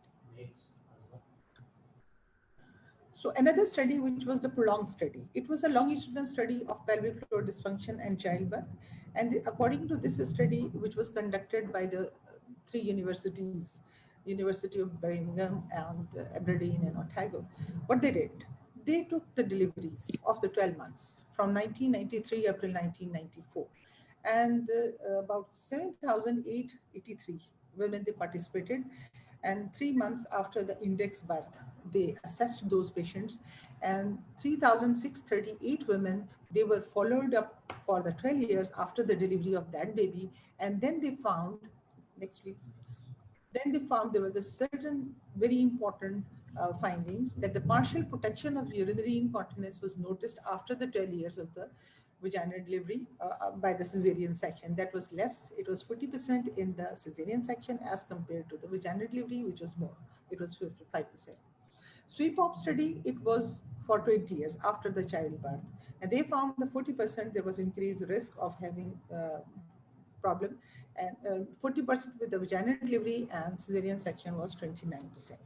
But there is no evidence of having reduced fecal incontinence after the 12 years in both of the studies. But the risk of the long-term fecal incontinence was significantly higher after having one or more of the instrumental deliveries. So cesarean section gives the partial protection for urinary incontinence. Prolonged study, again, this gives us one very important finding, which was the risk of the fecal incontinence is significantly higher with the forceps delivery, and there is no increased risk is seen with the vacuum. So vacuum delivery is safer as compared to the forceps delivery. If we have to select any of the instrument for performing the assisted vaginal delivery, so we must select the vacuum as compared to the forceps, which is having more damage to the pelvic floor. So that is best option for the prevention of the pelvic floor dysfunction later in the life. So twofold increased risk of the third and fourth degree perineal tear is seen with the forceps delivery if it is not done by an experienced person and it is not given a good support to the anal, to the episiotomy.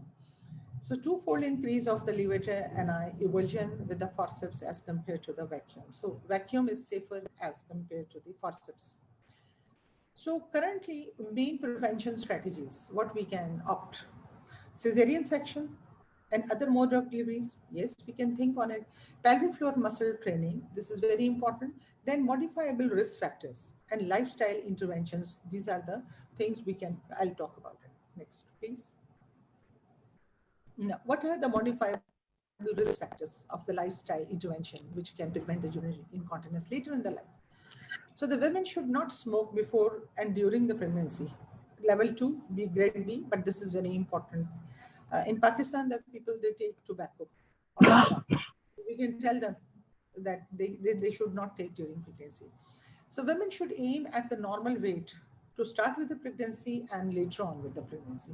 Her BMI must not be overweight or the obesity. Aim at regaining the pre-pregnancy weight postpartum should be the aiming of the patient. So we must tell the woman that she should breastfeed. Every month they will lose a 2 kg of the body weight as if they will be feeding to the baby. So lactation, it's very important instrument we can tell our patients so that save the baby as well as to the mother. Occasionally, low intensity training, it should be advocated, like they should have the training of the pelvic floor. Constipation should be avoided during the pregnancy and postpartum. And next, please. So constipation, we know this is only one factor which can lead later on with the formation of the rectal prolapse and like we can see the posterior vaginal wall descent. Now, can we protect and prevent the pelvic floor dysfunction? Now, this is again the question. So what is it? Now we can say informed choice to the patient. It should be given or not. Based on the result of the prolonged CPOP and other studies, the hypothesis was your choice has been put forward based on to the available data, scientific evidence, and the features of the mother and the baby. They can be scored and used to determine the most suitable route of the delivery to avoid the future pelvic floor dysfunction. Now we can say that the woman, if she is going to give a birth to 1 or 2 children and her age is more than 35 as we, in our part of the world, because the girls, they are getting married in the late ages. And sometimes they are the people, the women, they are very posh, they cannot. So we can have a choice for them. Okay, if they are having some complication, they can think for the elective cesarean section for the delivery to prevent the pelvic floor dysfunction later in the life. So U stands for the presence or absence of the antenatal urinary incontinence. If the person is not having any complication or having antenatal problem, you can think for that. Race, ethnicity of some people, childbearing started at what age? Height of the mother. If she is a short-statured height, having a pelvic deformity or problem, so she may go into the obstructed labor and later on fistula and lot of the complications. So she can be given the choice of having a cesarean section. Overweight mother who is having a BMI which is more than 30 or 35. So that lady, she needs to be counseled. Inheritance, we can say, like in a family history, if somebody is having already, the mother is having a fecal incontinence or pelvic organ prolapse because of the weakened collagens, genetic predisposition, or having a job description like that, they can have a more chance of having a pelvic organ prolapse in later in life. So we can give a chance that they can think on it. Children, if they are not desiring the children more than 2 or 3, as we know, the families, they are now reducing in the science. They are not having more than 5, 6, 7 children. So we can give them the options. So the estimated fetal body weight is very important factor. As I said earlier, every 100 grams of the weight of the baby increases, that leads to the complication in the pelvic floor and the difficult birth, after the difficult birth. Next, please. So we can conclude like the women is increasingly involved in the decision-making process everywhere. After the individual risk assessment and counseling, they can be much easier regarding the mode of the delivery. As we are involving them for the decision-making, we can tell them regarding the complications, what they can get after the complicated vaginal delivery. The mode of delivery we can decide according to the patient's complication and the fetal problems. The trend is clear in developed world. The woman is older and the bearing of first baby and the baby is later in the life. And the babies are heavier in some way and the maternal BMI is usually more. So UN data suggested that the total fertility rate in the world over is decreased. It's less than 2 children per family. So we can discuss these issues with the women if we find that they have got a problem. So if they opt for it. So cesarean section offers a protection from the urinary incontinence, pelvic organ prolapse, and the fecal incontinence later in the life. Ingrid Negard, he raised the question that should the women be offered the elective cesarean section in hope of preserving the pelvic floor dysfunction later on? But we know that the cesarean section cannot be performed on all of the women. So there are documented potential risks with the operative delivery and having a lot of the problems. So what should be done? So our recommendation is the predictive model, which estimate the individual risk. They can be used to make the informed decision by the patient and the healthcare provider to prevent the pelvic floor dysfunction later in life, and the lady can choose the most suitable mode of the delivery. Thank you very much. Thank you very much for kind listening. So now this is the time for the panel discussion. If we have some questions from the audience, love to have all of them. Speakers are with us. Or anyone. The speakers, I was the last one. So if there are some questions we can ask. One question I have to ask from Dr. What is it? Shabin Nas, he asked that she want to know the population data of Pakistan. She doesn't want to know about the Swedish one. So she said we will love to have the evidence prevalence in our population as compared to the Swedish one, and with whom we have almost no match. So this is Dr. Shabin Nas. She asked one question from audience. Doctor Shabeen, Pakistan का data तो कुछ भी नहीं मिलता है यार. पाकिस्तान में किधर डाटा है? लेकिन ये कि जो कह रहे हैं डॉक्टर अजीज, उससे ये अंदाजा किया जा सकता है कि अगर वहाँ होता है तो शायद यहाँ भी होता होगा. कितना होता होगा ये तो मेरे ख्याल में किसी को नहीं पता होगा. क्या ख्याल है? लेकिन यहाँ राइट लेफ्ट सेंटर हिस्टेक्टमीज हो रही हैं. जरूरत भी नहीं है जिन कंडीशंस के लिए, उनके लिए भी हिस्टेक्टमी हो रही है. बास पेशेंट हमारे पास ऐसे आते हैं जो स्ट्रेस इनकॉन्टिनेंस के साथ आ रहे हैं. उनका ये क्या है, ट्रीटमेंट क्या हुआ है, उनकी एब्डोमिनल हिस्टेक्टमी कर दी गई. डेटा और यहाँ उसके बाद उन मरीजों को कुछ पूछता नहीं. उसके बाद फिस्टुला बनता है तो वो महीना 2 महीने तक उनको एंटीबायोटिक देते रहते हैं कि इससे फिस्टुला रिपेयर हो जाएगा. ये डॉक्टर पुष्पा ने भी देखा होगा, आपने भी ऐसे मरीज देखे होंगे जिनमें ये इश्यूज आ रहे होते हैं. उसके बाद उन मरीज की ओनरशिप भी नहीं होती कि हाँ बाबा फिस्टुला बन गया है. उन्हें काउंसलिंग करें, बताएं, वो सब कुछ नहीं हो रहा है. डेटा तो कोई जमा कर ही नहीं रहा है इस मुल्क में. मैं एक चीज शेयर करूं आप लोगों से. अभी कुछ महीने पहले मुझे कांटेक्ट किया था यहाँ पर Nepalese doctors association of America ने, और उन्होंने एक सवाल डाला था. वो ये था कि नेपाल में एक एनजीओ ऐसी औरतों की हिस्टेक्टमी के पैसे दे रही थी. तकरीबन $300 डॉक्टर को मिल रहे थे जो कि पहाड़ों पे रहती हैं, जिनके प्रोलैप्स यूट्रस हैं. तो बेचारी प्रोलैप्स यूट्रस का तो खैर हिस्टेक्टमी हो गई, लेकिन कुछ नेपाली डॉक्टरों ने ऐसे लोगों का भी हिस्टेक्टमी कर दिया जिनको कोई ज़रूरत नहीं थी, और सिर्फ उन पैसों की खातिर. तो नेपाली गवर्नमेंट, क्योंकि सेंसिटिव गवर्नमेंट है, शरीफ लोग हैं, सोचते हैं अपने आवाम के बारे में, तो वहाँ पर बैन लग गया और nobody can do hysterectomy without consultation of at least 2 to 3 gynaecologist. तो ये बात बिल्कुल अजीज साहब की सही है कि हमने भी देखा है कि बहुत से लोगों की हिस्टेक्टमी इस वजह से कर दी जाती है कि उनका स्ट्रेस इनकॉन्टिनेंस कंट्रोल नहीं हो रहा है. और ये बात मेरे लिए बिल्कुल नई थी. थैंक यू डॉक्टर अजीज के हिस्टेक्टमी से रिलेटेड इंक्रीज इंसिडेंस है कार्डियक डिजीज की, ये मुझे नहीं पता था. तो ये एक बड़ी दिलचस्प बात है और हमें भी देखना चाहिए कि किस पेशेंट की हिस्टेक्टमी की जरूरत है कि नहीं है. डॉक्टर शबीन, आपका क्वेश्चन बहुत अच्छा है. एक इनपुट में देना चाह रही थी सर कि बिकॉज हिस्टेक्टमी करने से प्रोलैप्स के लिए मसला हल नहीं होता है, बिकॉज प्रोलैप्स में तो पेल्विक फ्लोर डिसेंट होके नीचे आ गया, यूट्रस तो बेनाइन है. बल्कि यूट्रस तो एक प्लग है जो कि पेल्विक फ्लोर को प्रोटेक्ट कर रहा है। अगर वो खुद नीचे आ गया है तो इसका मतलब है it needs the support. So one of the question, एक सवाल मेरे पास है, डॉक्टर बुशरा फिरदौस बुशरा ने भेजा है। She says that para 1 delivered 3 years back. Now she presented with the 3rd degree prolapse and she said कि उसका क्या किया जाए, management for a reproductive age. उसकी Can hysterectomy I reply? Can I reply, Shagufta?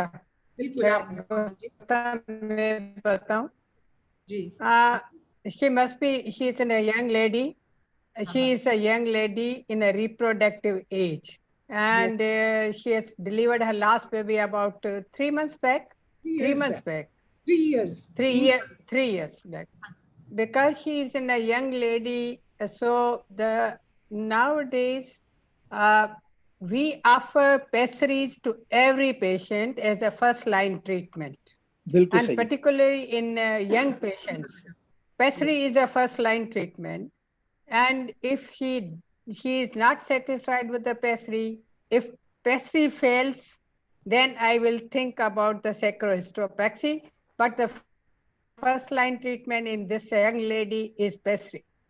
Yes yes. अच्छा, और बाद दफा ऐसा भी होता है कि इन पेशेंट्स का कुछ स्किन और बायोप्सी करना चाहिए, क्योंकि बाज पेशेंट में कंजेनाइटली एब्सेंस ऑफ न्यूरॉन्स होते हैं, एक कंडीशन है, और ये यंग लड़कियों को इस तरह का प्रोलैप्स हो जाता है, उनके मैनेजमेंट काफी मुश्किल हो जाता है।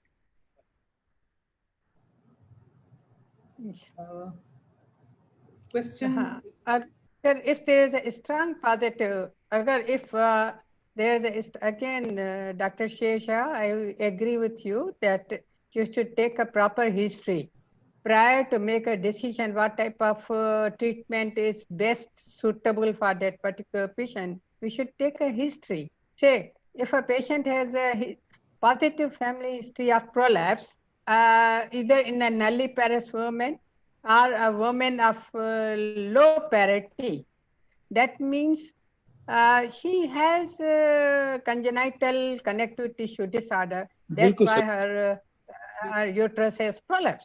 So the management actually starts with the history, and if the history is suggestive, then she needs a mesh repair in a form of sacrocolpopexy, otherwise sacrohistopexy, otherwise it will not work. one question madam, girls they are asking, they says if we find a small tear in a posterior vaginal wall during the delivery but gut is not involved, so should we repair at that time? Well, it depends. If there is a small tear in a posterior vaginal fornix, if it is actively bleeding, it should be repaired. If it is not actively bleeding, there is no need to repair it. So if it's there, then they can repair it. So we have seen, yes, if it is actively bleeding, it should be repaired. If it is a small tear not actively bleeding, don't apply sutures, because too many sutures applied can lead to a vaginal stenosis, dyspareunia and apeironia. Fistula as well, if they apply it, yes, they can get the vaginal fistula later on. Yes. Madam, one question from Dr. Aziz Abdullah. He was saying that the stem cell we can implant in a bladder who is having the overactive bladder and it is not under control. Is this underactive bladder में underactive bladder में trials हो रही हैं कि जब stem cells को bladder में वो करने की ताकि regeneration के लिए, और ये ट्रायल उसमें भी हो रहे हैं, स्फिंक्टर के जो pelvic floor में भी stem cells को इंजेक्ट कर रहे हैं to regenerate for stress urinary incontinence. Underactive, overactive bladder में इसका कोई रोल नहीं है, ये सब एक्सपेरिमेंटल है, अभी कोई इतना इसकी स्टडी हो रही है। आप जरा बताएंगे इसका मोड ऑफ एक्शन क्या है, कैसे होता है ये? किसका? ये स्टेम सेल आप देते हैं, मेरी जहालत को जरा माफ कर दीजिएगा, लेकिन ये कैसे ब्लैडर में जब देंगे तो क्या करेगा ये? नहीं, ब्लैडर में जो उसकी जो इंटरनल ब्लैडर मसल्स में दिया जाता है, ताकि बेसिकली देखिए जो अंडर एक्टिव ब्लैडर हो रहा है वो नर्व की डिजेनरेशन हो रही है। मोस्ट कॉमन जो है वो डायबिटिक में होता है, डायबिटिक न्यूरोपैथी होती है, डायबिटिक सिस्टोपैथी होती है कि मसल डिजेनरेशन होती है और नर्व्स की डिजेनरेशन हो रही होती है। तो उसमें वो इंजेक्ट करके ऑन अ प्रिजम्पशन के वो आप नर्व सेल्स और ग्रोथ सेल्स दे रहे हैं, वो इंजेक्ट कर रहे हैं स्टेम सेल, तो उनकी रीजनरेशन करेगा। उस रीजनरेशन से ये है कि वो इंट्रिंसिक उसका जो मैकेनिज्म है ब्लैडर का, जो अपना जो है मैच्योरेशन का सेंटर जो बनता है, जो वो रेगुलेट होगा और वो बेहतर होगा। ये सब बाद पेशेंट में इम्प्रूवमेंट आई है, बाद में नहीं आई है, तो अभी स्टिल वेरी एक्सपेरिमेंटल स्टेज है, लेकिन एक नई चीज है, दे वर्किंग टुवर्ड दैट। अब लॉन्ग टर्म क्या रिजल्ट होते हैं तो वक्त ही बताएगा। तो पोस्ट ऑपरेटिवली डॉक्टर अजीज ये ओवर एक्टिव ब्लैडर ज्यादा कॉमन आपको मिला या अंडर एक्टिव? अंडर एक्टिव ज्यादा। ओवर एक्टिव इनिशियली होता है जो जिसमें आप मोबिलाइज कर लें, प्रोलॉन्ग कैथेटराइजेशन कर लें, लेकिन अगर आपका डायसेक्शन बड़ा है, काफी एक्सटेंसिव डायसेक्शन किया हुआ है, तो उसमें मोस्ट ऑफ द टाइम ये होता है कि अंडर एक्टिव ब्लैडर मिलता है। अच्छे खासे मरीज जो है आपकी जैसे प्रोलॉन्ग लेबर है या उसके बाद भी आते हैं, तो जो आपने भी देखा होगा सबने कि वॉइड नहीं करते हैं, उनको कैथेटर डाल के छोड़ना पड़ता है कि न्यूरोप्रेक्सिया हो रहा होता है। इसी तरह अगर सर्जरी जो है जिसमें रेडिकल हिस्टेक्टमी है या एपी रिसेक्शन है, उसमें ये पैरा ये सैक्रल प्लेक्सस वगैरह डैमेज होता है। रिटेंशन ऑफ यूरिन के साथ प्रेजेंट करते हैं, ओवरफ्लो इनकॉन्टिनेंस की बात करेंगे तो उसमें दो चीजें आपने देखी हैं, इधर तो यूरिथ्रल स्ट्रक्चर या वो भी प्रॉब्लम हो सकता है, दूसरा हमारा ब्लैडर है।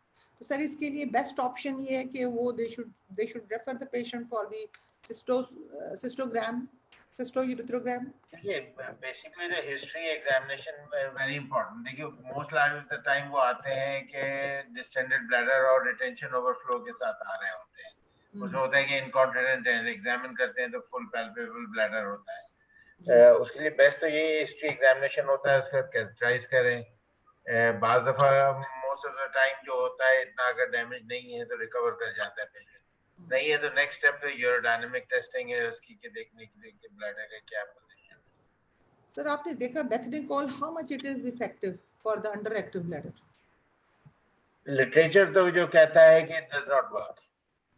देखिए इसका देखिए ये इसका मोड ऑफ एक्शन क्या है, एगेनिस्ट है ये ब्लड टोन बढ़ाएगा, सिंपैथेटिक पैरासिम्पैथेटिक इफेक्ट आएगा, लेकिन उसका जो डोज आपको इतना ज्यादा देना पड़ेगा कि उसके सिस्टमिक साइड इफेक्ट हो।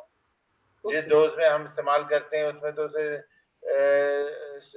उसका कोई वो इम्प्रूवमेंट नहीं आती है, लेकिन अनफॉर्चुनेटली हम भी देते हैं, लेकिन फॉर से कि कुछ देने को हो, लेकिन व्हाट आई पर्सनली फील और most of the time it does not work. What works कि आपको उसको पेशेंट को कैथेटराइज रखते हैं कुछ दिन के लिए, उसके साथ दे रहे होते हैं तो ब्लैडर टोन वापस आती है, ब्लैडर को रेस्ट मिलता है, तो उसकी जो न्यूरल इंजरीज हुई भी होती हैं ब्लैडर की बिकॉज ऑफ डिस्टेंशन वो रिकवर करती हैं। तो अराउंड 60-70% पेशेंट जो है वो न्यूरोप्रेक्सिया से रिकवर करते हैं and they start voiding. Self catheterisation फिर सिखानी पड़ेगी इसको, अगर नहीं होता है तो self catheterisation that's the only thing that's available, that is one of the issue. तो इसके लिए हमें यूरोडायनामिक इशू है।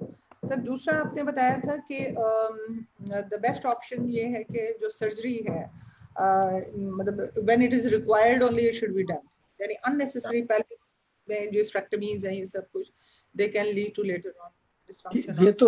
ये तो बेसिक बात है ना। जनरल सर्जरी में अगर आपने काम किया हुआ हो तो जो पुराने जनरल सर्जन थे उनका हमेशा ये बात करते थे कि सर्जन को ये पता होना चाहिए कि उसने कब सर्जरी नहीं करनी है। जिस सब में ये पता होना चाहिए कि उसने दवाई कब नहीं देनी। हाँ, ये सबसे इम्पोर्टेंट चीज। तो हमारे प्रोफेसर ब्लैंडी की सेइंग है कि let the patient earn his और हर ऑपरेशन। बिल्कुल, तो इसके ऊपर बात जरूर करें कि कहाँ सर्जरी नहीं करनी, क्योंकि सर्जरी करने पे तो सब बहुत ज्यादा इंसिस्ट करते हैं, but there are certain places जहाँ सर्जरी वर्क नहीं करती। कहाँ दवा नहीं देनी है, कहाँ सर्जरी नहीं करनी है, कहाँ सेक्शन नहीं करना है, कहाँ रुक जाना है, सारी बातें। लिमिटेशंस क्या है? और कहाँ पर एग्जामिनेशन और हिस्ट्री लेनी है, ये बहुत सबसे जरूरी इम्पोर्टेंट बात है। History ये तो तो होता ही नहीं सही है। आजकल। आजकल अभी patient yesterday I had a patient जो हुआ होता है। अभी एक अनमेरिड बच्ची 19 इयर्स की मेरे पास कल आई जिसके रिकरेंट यूटीआई, हालांकि कोई पब्लिक ऐसा नहीं कि वो पब्लिक टॉयलेट्स बहुत ज्यादा यूज करती है उस तरह से, और उस रिकरेंट यूटीआई के बाद उसको मतलब यूरिनरी ऑब्स्ट्रक्शन हो जाती है, फिर उसको हर दफा कैथेटराइज करना पड़ता है, 1 लीटर टू 2 लीटर तक उसका ब्लैडर डिस्टेंड हो जाता है, इतना रिटेन। और फिर मैंने उसकी जब सिस्टोस्कोपी की, देयर वाज, क्योंकि रिकरेंट यूटीआई की हिस्ट्री थी, बीच में हिमेचूरिया की भी हिस्ट्री थी, तो आई डिड अ सिस्टोस्कोपी के कोई फोकल लीजन तो नहीं है, तो there was no focal lesion, but there was खास तौर पे ट्राइगोन के रीजन में it was not typical of interstitial cystitis, वैसा ग्लोमेरुलर पैटर्न नहीं था, लेकिन देयर वाज एन हाइपर जैसे इन्फ्लेमेशन सारी थी। और सो इस तरह के पेशेंट को आप क्या करें, यानी वो एंटीबायोटिक्स तो पहले ही बहुत सारी लेकर वो आ चुकी है, और बहुत सारी यानी ऑलमोस्ट सारी एंटीबायोटिक्स ऑलरेडी एग्जॉस्ट कर चुकी है, सॉलिफिन क्या और ये क्या जेनोरिन फोर्ट क्या। इस तरह के पेशेंट में अनमैरिड बच्ची है, आप एक लिमिटेड सीजर इंटरवेंशन कर सकते हैं, तो what is your suggestion in such a patient? Doctor Aziz को क्वेश्चन है। देखिए, इसमें बेसिकली तो इशू ये है कि कॉजेशन क्या है। मोस्ट ऑफ द टाइम होता है ये कि वो एंटीबायोटिक 2 दिन खाई, 3 दिन खाई, उसके बाद छोड़ दी, उसके बाद प्रॉपर एंटीबायोटिक नहीं। मोस्ट ऑफ द टाइम जो एंटीबायोटिक दी जा रही होती है उससे ऑर्गेनिज्म रेजिस्टेंट आ रहा है।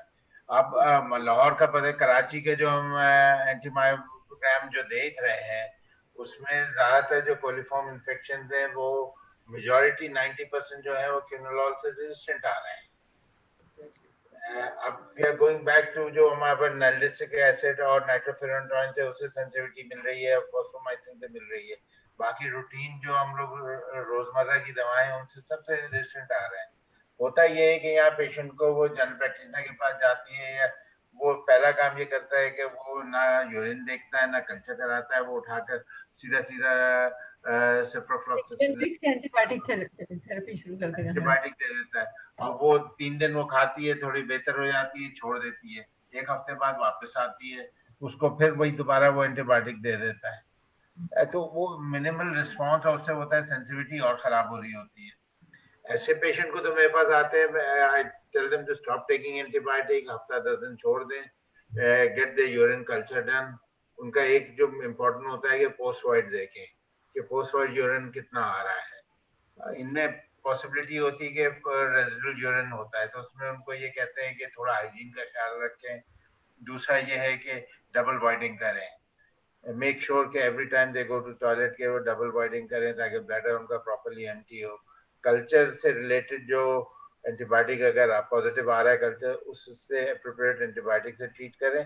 और इनमें ये होता है कि आपको थोड़ा प्रोलॉन्ग पीरियड के लिए ट्रीट करना होता है, यानी हफ्ता 5 दिन। कंसिडर दिस सॉर्ट ऑफ, अगर रिकरेंट हो रहा है तो कॉम्प्लिकेटेड इन्फेक्शन में कंसिडर करें, उस हिसाब से लंबा ट्रीट करें इन्हें।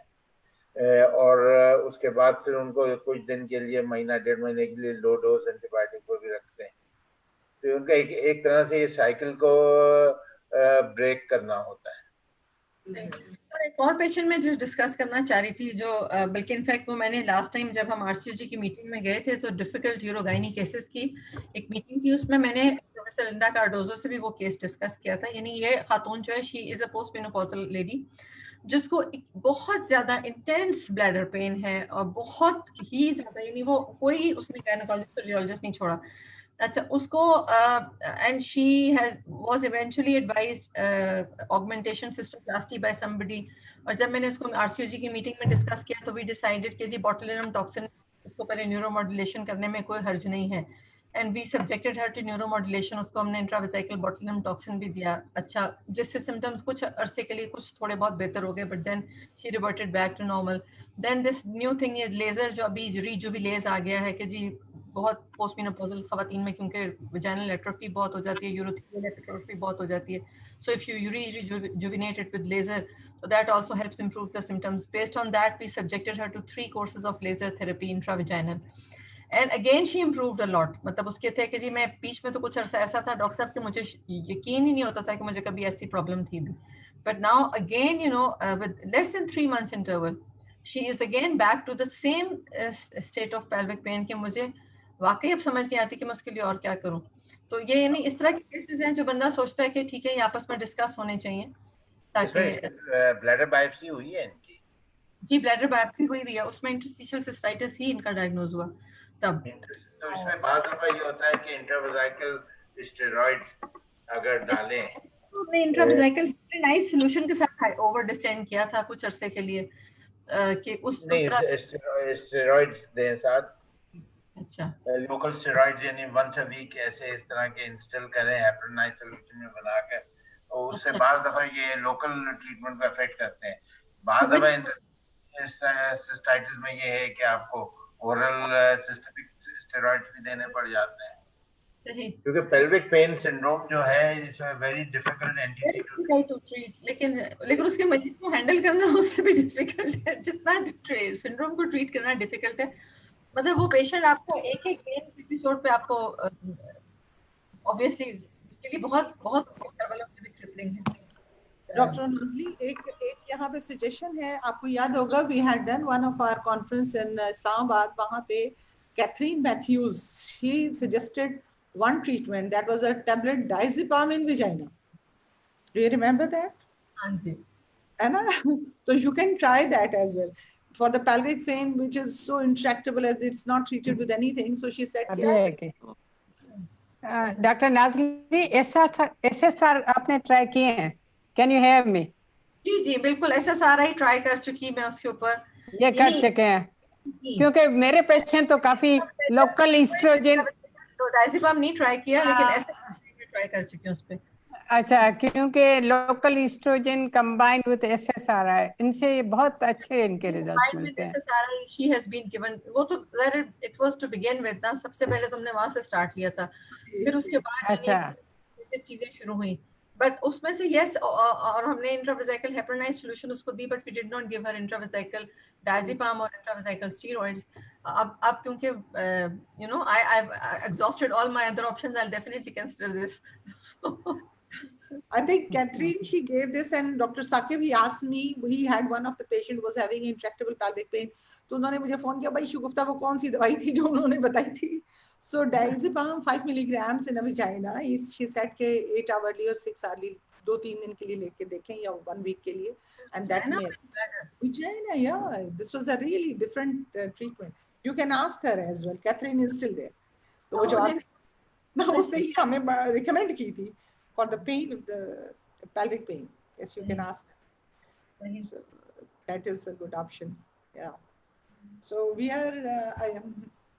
Anything you want to share? Our speakers, worthy speakers, they are with us, and I'm really thankful to all of you.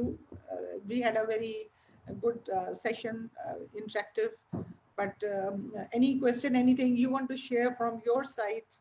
तो आप बात करें उस पे, because we are going to I think finish our time, 5 तो बज रहे हैं, तो speakers if you want to say something. Thank you very much. Thank you, Dr. Pushpa. thank you, thank you so much, Thank you very much. thank you everyone, thank you Dr. everyone, Shagufta. Thank you, Dr. Pushpa.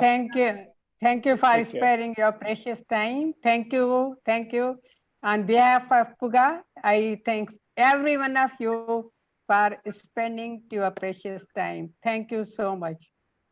Much better. I'm thankful to Madam Pushpa Siricha and Professor Sher Shah and Dr. Aziz Abdullah and Professor Nazli Hamid. They joined us from various cities, and today we are together for a webinar session. Inshallah, we would like to have another conference in